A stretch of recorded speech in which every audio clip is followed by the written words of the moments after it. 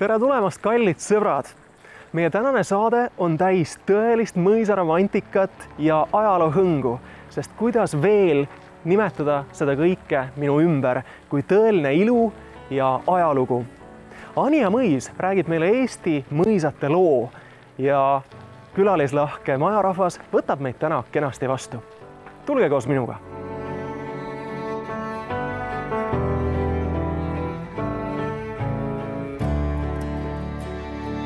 Janne, ole hea, räägi meile, mis tänasel päeval siia Anija Mõisa inimesi kõige rohkem ligi meelitab? Eks Anija Mõis on ju kogu aeg meelitanud siia inimese oma auraga, oma mõnusa atmosfääriga ja loomulikult ka see, et me oleme nüüd taas avatud. Et kui me läheme nüüd Anija Mõisa härraste majja, siis Lauri, ära oota, et siin ees ootab klatsitud mõis ja sametkangad, et see on mõnus ja rahulik maamõis. Lähme külla. Lähme, väga põnev on.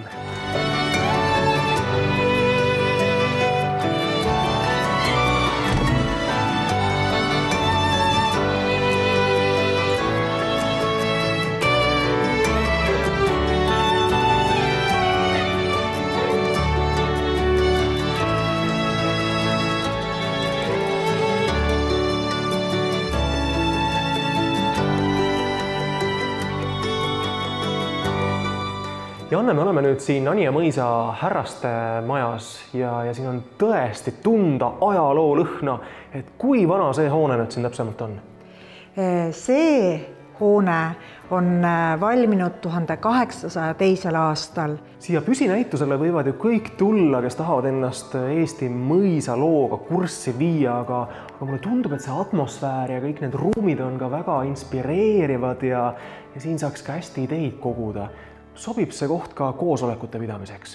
Ja Lauri, et sul on väga õigus, et selle ruumi olemegi just siin loonud selleks, et kui sul on hea partner, kellega sa tahad omaette olla, rääkida, siis see ruum on väga inspireeriv, et kindlasti olid ka mõisa ajal selles ruumis suured nõupidamised ja läbirääkimised. Need nõupidamised lõppevad alati siin positiivselt. Et see ruum on alati avatud koosolekuteks. Mida sellist siin härraste majas veel on, mis võib-olla eristab seda Anija Mõisa teistest mõisatest siin Eestimaal? Mis siin mõisas on eriskummaline, on see, et on jäetud väga palju vana. Et kui te vaatate neid põrandaid siin, siis need on kõik jalajälgi täis. Ja kui sa siin kõnnid, siis sa tunned seda, kui palju on siin inimesi käinud. Mis on siin veel teistmoodi, on meie radiaatorid. Radiaatoreid selliseid ei ole Eestis olema. Ja nende radiaatoritel on tegelikult väga põnevat kirjas. Meil on Juhan Maiste kirjutamas raamatut Anija Mõisast, Aadel ja talupoeg, siis radikat kaunistavad tema tsitaadid. Janne, mul hakkas praegu kõht korisema sellepärast, et siin on nii head supilõhna ja toidulõhna, siin ahjukartulit. On see päris? Jaa, et kui sa katsud tooli, siis sa tunned, et tool on ka soe. Et tegelikult just äsja siit mõisapere lahkus söögilauast ja sa näed täpselt, kuidas siis mõisa ajal söödi. Et kui sa tunned, tõstad ka tirina ja tunned supilõhna, siis see ongi päris. Ja tõesti lõhnab supi järele praegu see. Mida siin selles ruumis on nüüd päris vanast ajast originaalist säilinud? See ruum on meil väga unikaalne oma põranda poolest, oma olemuse poolest, et mõisa ajal oligi siin söögituba. Et need kapid ilmestavad seda, kuidas hoitigi nõusid ja kui te näete selle kappide taga tapeeti, siis see tapeet on pandud seina 1880. aastal. Ja restaureerimiskäigus see küll võeti maha, kohendati, parandati ja tänaseks on ta saanud meie seina tagasi, et ka ma väga palju ei tea neid kohti, kus on nii vana tapeet seinas. Ma märkasin, et seal selle ruumi teises pooles on nagu sellised lohud kuidagi nagu sisse kulunud põrandale või mis lugu sellega täpsemalt on? Ja seal kapi ees, kui sa näed, üks kapp on ühtemoodi, teine kapi üks teistmoodi, siis tegelikult selle ühe kapi poole peal oli salakäik, ehk et sealt käis teenija. Teenija ju ometigi mõisarahvaga ühest uksest ei võinud käia ja kuna siin oli söögilaud, siis teenija ootaski rahulikult seal oma ukse ees, kuna mõisapere siis soovib sööki. Et kui sa nüüd lähed ja tunnetad, siis sa tunnetadki reaalselt neid jalajälgi ja see toob külmavärina nahale, usu mind. 15. sajandil päris alguses elas ja toimetas siin selline mees, kes oli rüütel, kelle nimeks Hermann Seego, et kas see on nüüd tema tuba? Me võime seda ju arvata. Me võime arvata siin erinevaid tubasid, kes kus elas, magas, kõndis ja sõi, et tegelikult see tuba on mõisahärra tuba ja see on kogu selle näituse üks väga oluliseid kohti, mis tegelikult, millest me arvame teadmat, aga ei tea. Et oligi 19. sajandil, kui riigistati mõisad ja palju mõisu põles, siis siin toas saate teada, milline toimus mäss akna taga. Et samamoodi on need tegelaskujud, kes toovad siit seda heli meile kõrvu ja need ongi need tegelased, kes räägivad sulle seda mõisate ajalugu. Minul on siin Kõrtsmik Gustav, kes sul seal on?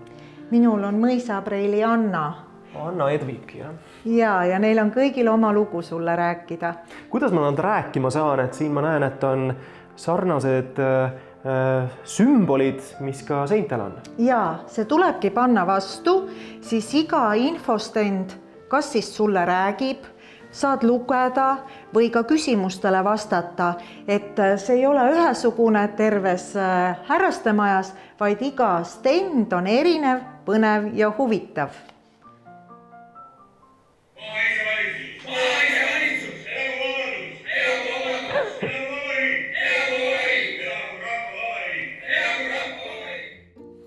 Kuidas lapsed vanasti elasid? Mis mänge mängisid? Mis neil mänguasjad olid? No me võime arvata, me täpselt ei tea, et küll nad mängisid ikkagi nukkude ja autodega, aga ma ütlen sulle, Lauri, seda, et siin on väga palju ka lastele põnevat tegevust, et see laud siin annab õpetlikku mängimist, et sa saad teada, kuidas söövad koduloomad või kuidas saab leiba teha ja see on väga põnev ka naabrile leivakotti viskamiseks, et saab mõisa ehitada, et see pole ainult see tuba, vaid erinevates tubades on lastele palju tegevusi. See siin on just lastetuba, aga läbi mõisa on lastel siin ka väga põnev olla ja nad saavad samamoodi tunda ja olla nagu mõisalapsed, et mis siin tehti ja mida sai teha.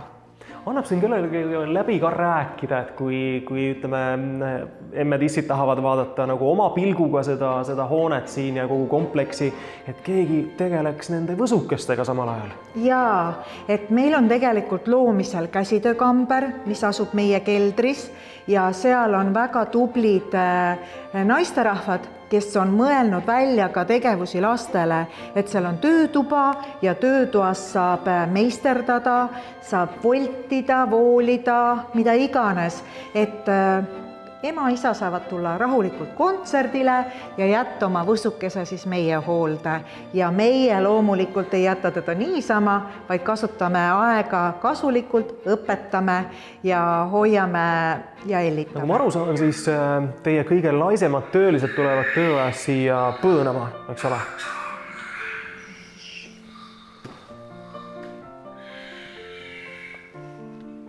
Tegelikult magab siin üks mõisahärra ja me peame üpris vaikselt rääkima. Las tema magab, las ta olla, ta on kõva unega, tal võib-olla oli öö üleval ja väga raske, et las ta magab, jaa. Nagu me teame, siis vanas mõisahoones kummitab ja no, loomulikult on ju kapis ka luukärepeiduseks. No mis härra meil muidu ikka öösel magab, eks ta käib, siis räägib oma lugusid, et ka meie kapist võib tulla luukeresid, et kas sa julged vaadata, Lauri? No kuna väljas on veel valge, siis korraks julgen, vaatame korraks. Oligi. Mis lugu selle luukerega on? Siit tegelikult tulevadki välja kummitused, et siin kapis elab kummitus, luukere, aga seda peab tulema juba kõike vaatama. Mis siin ruumis veel sellist ajaloolist on, mis on säilinud? Nagu ma ütlesin, on meil igal pool põrandad, mis ongi väga iseloomulik siis sellele mõisale. Teine korrus sai küll kannatada sõja ajal pommitamise käigus, aga nagu ma ütlen, on siin see mõnus atmosfäär ja mõnus olemine, mis viib meid natukene mõisamaailma.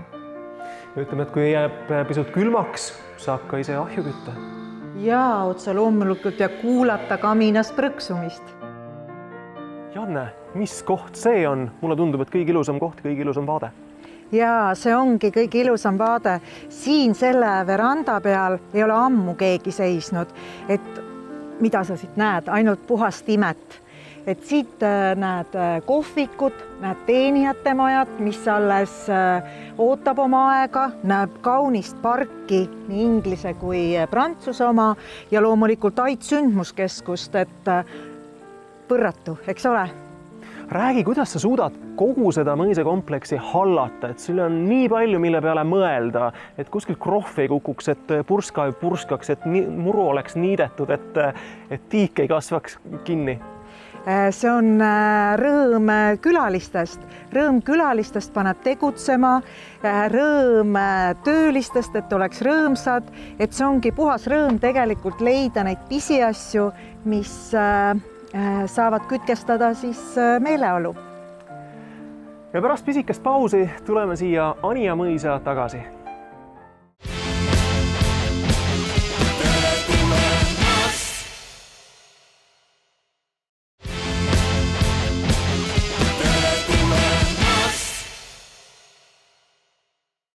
Me oleme siin selle ilu keskel ja ma vaatan, et nii peahoone kui ka kõrval asuv aidahoone näevad nii värsked ja üles vuntsitud välja.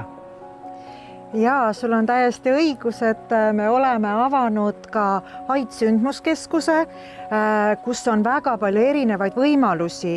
Et kui sa pealt vaatad, et on kaunis valge, siis sees on meil tegelikult vanad ajaloolised seinad ja vanade ajalooliste seinte taga on tegelikult väga kaasaegne tehnika. Et meil aidas on võimalus 250 inimesel kontsertstiilis olla muusikanautijaks ja samas seminare korraldada. Et meil on juhtmevaba ja väga kaasaegne seminaritehnika, on peovõimalused, loomulikult pulmad, sünnipäevad ja me leiame ka lastele erinevaid tegevusi, et meie meeleolukad programmid aidas ei tahagi otsa lõppeda. Meil on jääkelder, kus on vahva võlvidega ruumid, kus saab samuti teha toredaid koosolekuid, vahvaid meeleolekaid õhtuid ja teisel korrusel suur saal ka võlvidega, kus suvel, nüüd küll ainult suvel, saab teha erinevaid mõnusaid olemisi.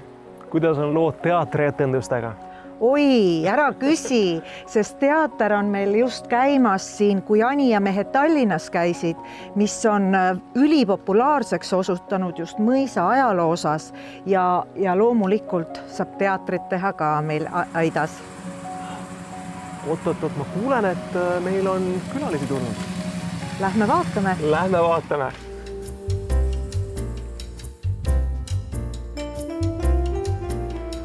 Oi, mis tuttavaid inimesi näha siin. Tervist, Raivo. Tervist. Lauri olen. Signe. Väga tore. See koht peaks ju väga tuttav olema, Raivo, sinu jaoks. No see koht on väga tuttav. Esiteks mul oli siin jõulude ajal kontsert ja mul on tegelikult väga vähe selliseid kontserdi paiku, mis mulle jäävad meelde. Siis täna oligi selline olukord ilus ilm ja mõtlesin, et tulime Signega välja, et kuule, ma näitan sulle, mismoodi näeb välja üks taastatud Anija mõis. Super. Aga mida me ikka siin ees platsil passime, et lähme vaatame sisse, meenutame.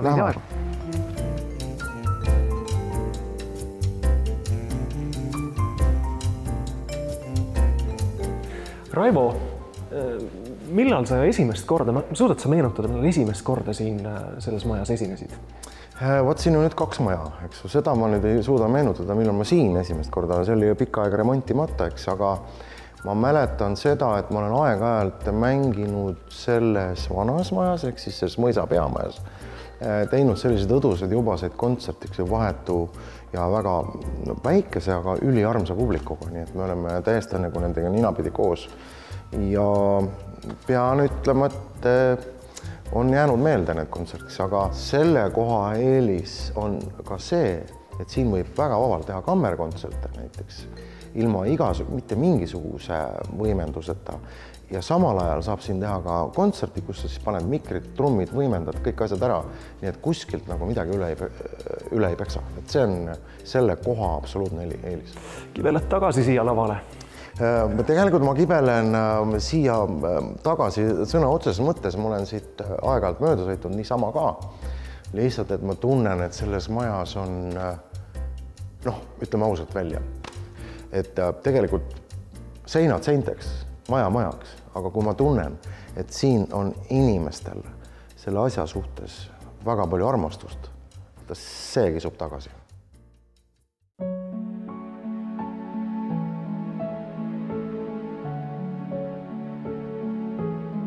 Me oleme nüüd siin Anija mõisa imekaunil pargialal ja teie, Sirje, olete Anija mõisas Virtin. Mida see täpsemalt tähendab, mis on siin tööülesanded või ametinimetus, mida kujutab endast?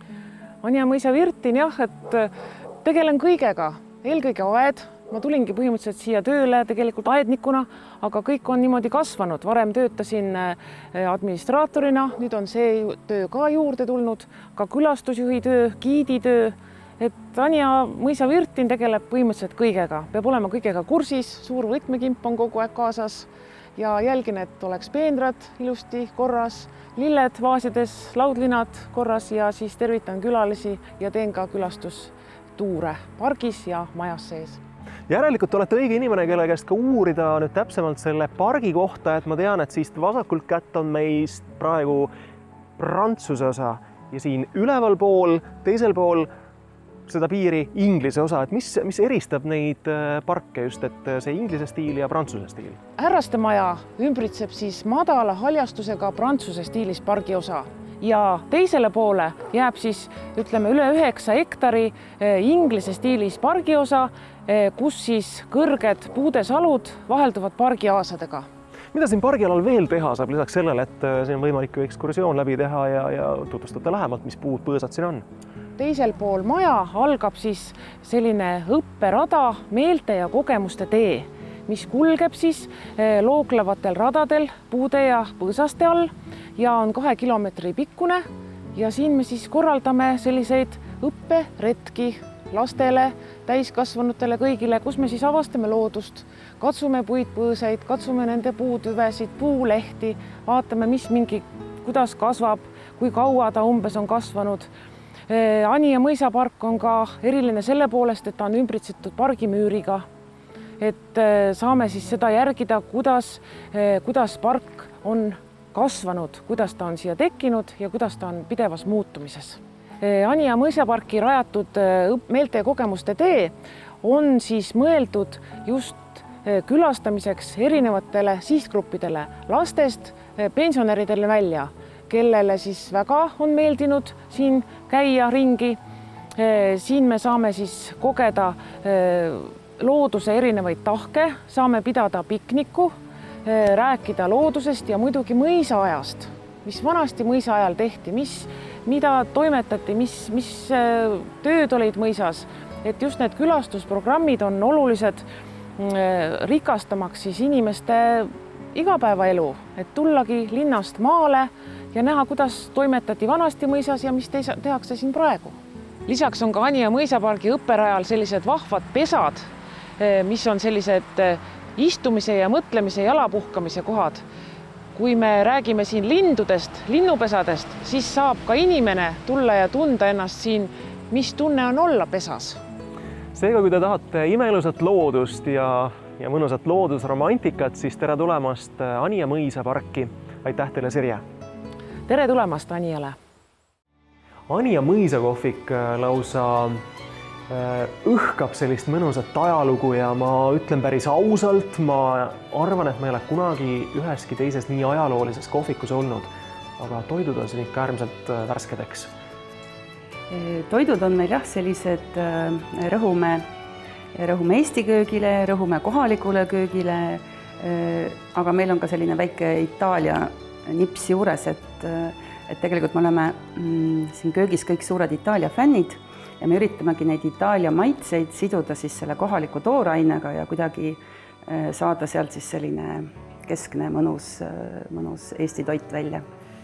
Aga mida Itaalia pärast siin siis võib kehakinnituseks võtta?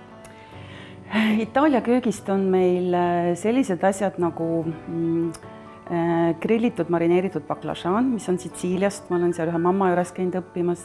Siis on meil caponata, mis on meil tervitusampsuna, väikse korvikese sees tuleb külalistele.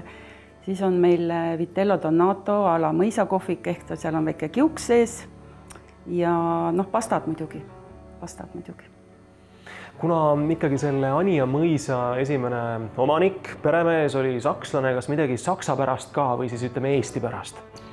No tegelikult meie kohviku hitt ja suur publiku või ütleme kliendi lemmik on mulgipuder peekoniviiluga, mis on siis kaudselt, eks ju, kartulipuder on Saksamaalt ja minul on vanaema retsept, kes on Mulgimaalt, Eesti algab tema mulk. Ja see mulgipuder tuleb meil tõesti, ma võin ise kiita ka, et mu lapsed, mu pere, kõik on sellest täiesti vaimustuses. Kui tähtpäev tulemas, on võimalik, ütleme, oma seltskonna jaoks mõneks õhtupoolikuks kinni panna? Jaa, see ongi tegelikult meil päris populaarne, et külalisi me võtame vastu sellise laua ääres, pannakse kinni kuni 35 kohta, ütleme, maksimum me mahutame siia kohvikusse. Ja tegelikult on juba septembrikuu nädalavahetused on kinni kõik. Siin mõisapargis ja aias ringi jalutades ma juba märkasin, kui ilus on teie kohvikuterrass. Jah, see on meil nüüd täiesti uus asi valminud siin augustis alles seoses renoveerimisega, et enne meil oli keldripealne selline rohuküngas, mis ka omamoodi vahvalt töötas. Aga nüüd on meil tõesti imeilus terrass ja me oleme väga õnnelikud selle üle. Ülle, kas täna on võimalik mul ka tellida seda võrratut mulgiputru? Jaa, täitsa olemas. Jah, teeme ära.